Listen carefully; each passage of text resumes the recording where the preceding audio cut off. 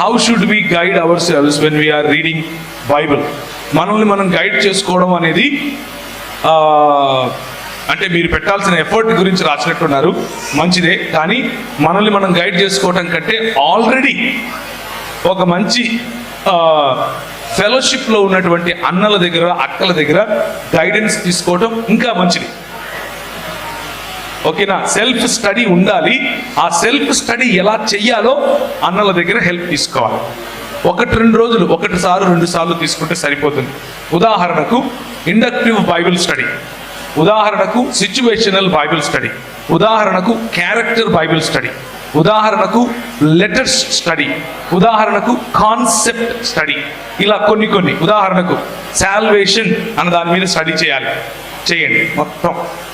కానీ సొంత జ్ఞానం దాని మీద పెడితే ఏమవుతుంది అని అంటే, ఉదాహరణకు ఎలా బైబిల్ చదువుతారంటే కొంతమంది, ఏమి అన్నా నేను పెళ్లి కోసమని ప్రార్థన చేసి, ప్రభువా సహాయం దయచేయి, ప్రేమ మరియు కృప వీళ్ళిద్దరి మధ్యలో నేను ఎవరిని పెళ్లి చేసుకోవాలి, హల్లెలూయా అని ప్రార్థన చేసి తీస్తే నా కృప నీకు చాలును అని వచ్చింది.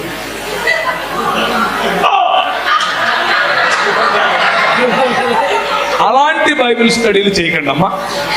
ఏమయ్యా, అది బైబిల్ స్టడీ కాదు, బైబిల్ను చంపడం, అని బైబిల్ను కూని చేయడం. అలాంటి బైబిల్ స్టడీలు చేయకండి. అలాంటి బైబిల్ స్టడీల ద్వారా దేవుడు నాతో మాట్లాడాడు, మాకు దేవుడు కృపనిచ్చాడు, ఆ కృప వేరు, ఈ కృప వేరు. అర్థమవుతుందా? అది వేరు, ఇది వేరు. దయచేసి దాన్ని దేవుడు నాతో మాట్లాడాడు అన్నట్టుగా దేవుని స్వరాన్ని కించపరచకండి. చక్కగా బైబిల్ స్టడీ మెథడాలజీస్ అవైలబుల్గా ఉన్నాయి, ఆన్లైన్లో అవైలబుల్గా ఉన్నాయి. కొన్ని యాప్స్ చెప్తాను, వాటికి కావాలంటే మీరు రాసుకోండి.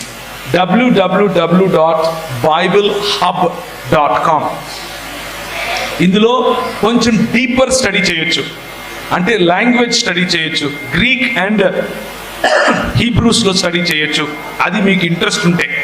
బైబిల్ హబ్ అన్నది కొంచెం అడ్వాన్స్డ్గా ఉన్న వాళ్ళకు ఉపయోగపడుతుంది, కొంచెం బేసిక్గా ఉన్న వాళ్ళకు www.bible.org ఉపయోగపడుతుంది.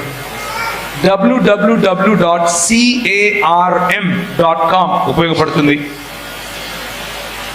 www.equip.com ఉపయోగపడుతుంది. www.reasonablefaith.com ఉపయోగపడుతుంది. ఇలాంటి చాలా వెబ్సైట్స్ ఉన్నాయి. ఓకేనా? ఇంకా కావాలి అని అంటే ఏమి,